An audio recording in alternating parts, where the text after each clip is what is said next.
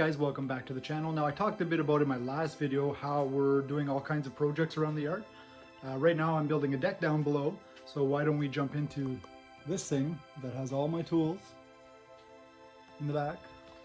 Let's jump in and head down below and I'll show you what we're working with. Here's another $300 at the lumber yard. And that's what we're working on up there. Just got to move this guy out of the way.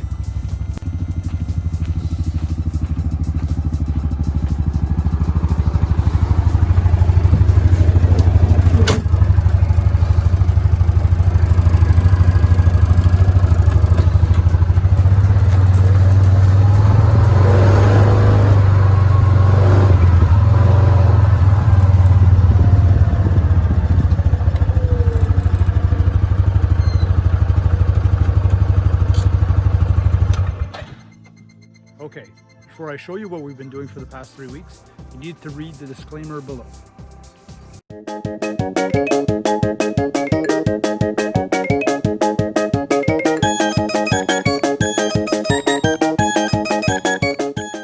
Alright, so here's a quick tour. So if you look, we got some steps going all the way up. Right now I'm making flower boxes on the top. So what we had here before was concrete stairs underneath. I don't know if you guys can see that. So we had concrete steps and we went ahead and built wooden steps over top. Concrete steps were dangerous. Every time somebody would walk up and down, we'd get scared. So yeah, here's the deck so far. I hope you've all read the disclaimer. I'm not a carpenter. Yeah, that's what it is here.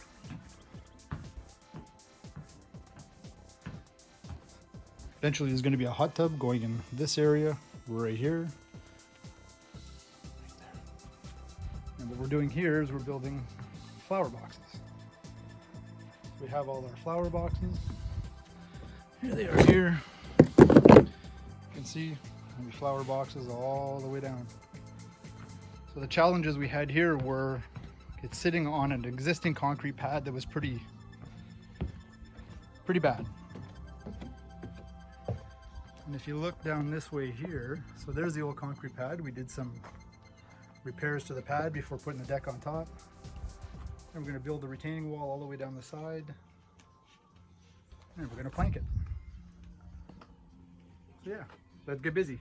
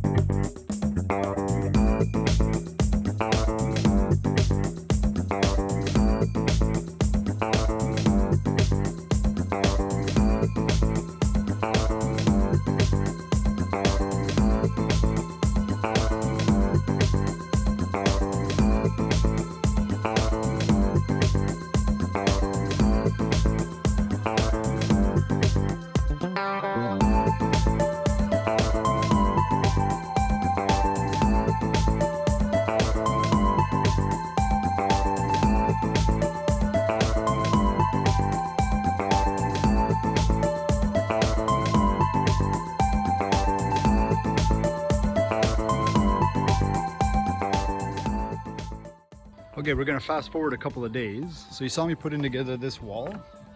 So this is the end result. This is how it turned out. And that's our flower boxes all the way down. And if we come look on this side, I got that wall all framed in. Now all we got to do is level it off. Yeah, I had a funky little corner here. Now remember, I'm not a carpenter. So what we're going to do next is the nosing, or not the nosing, but the faceboard here.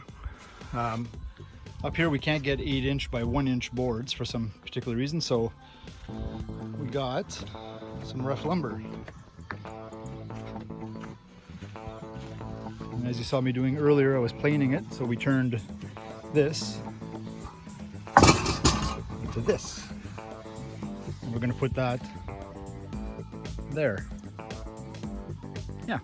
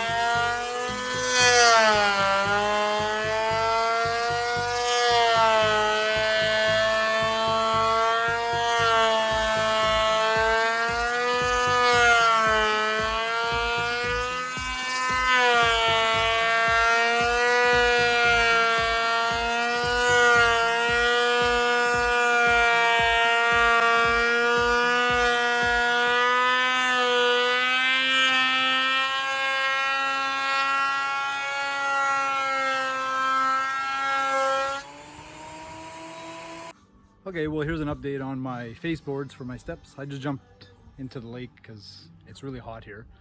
So here's an update. Let me show you guys. Alright, so there's a couple of faceboards I have installed.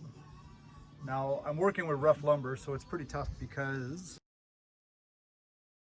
from here to here, I have one measurement, but because the board is rough, here to here is a 1/4 inch thinner than here.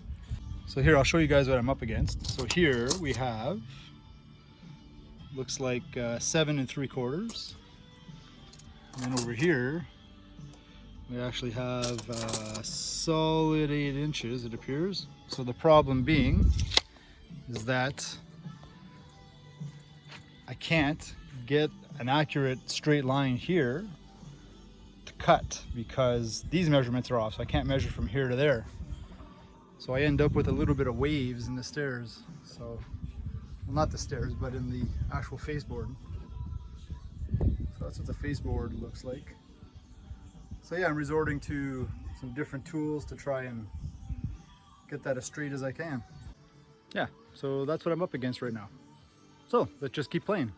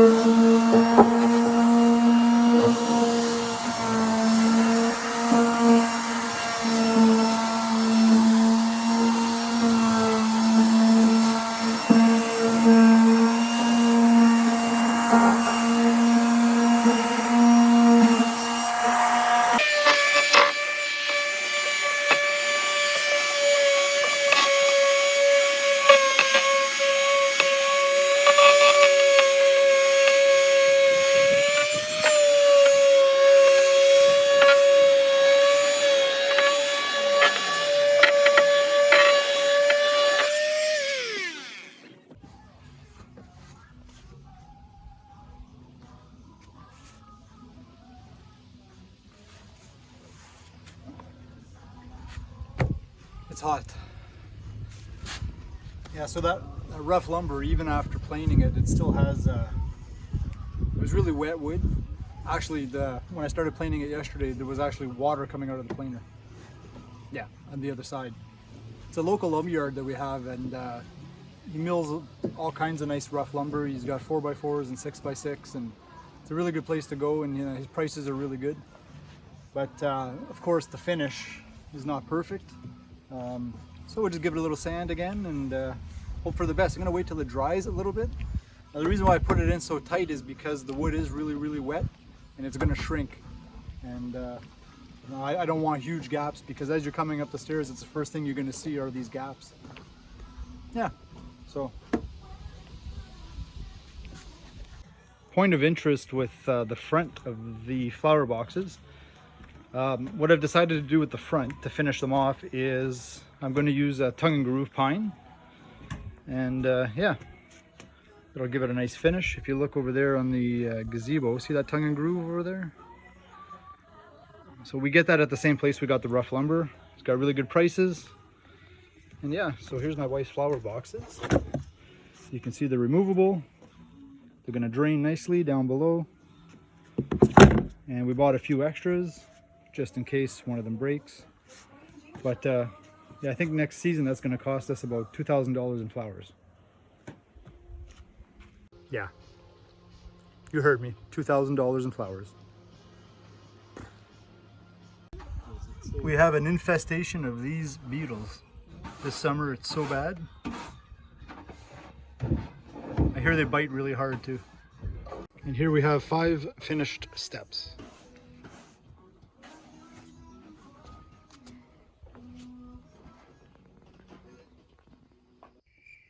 Here we are, my friends. It's nighttime. Guess what? I forgot to close out today's video. We did steps, we did some planing, we put together some flower boxes, and we did some planning. So yeah, if you liked what you saw today, click the subscribe button, wherever that might be, I'm not quite sure. And yeah, follow along. We do lots of fun projects, and we got a lot more coming up. Thanks.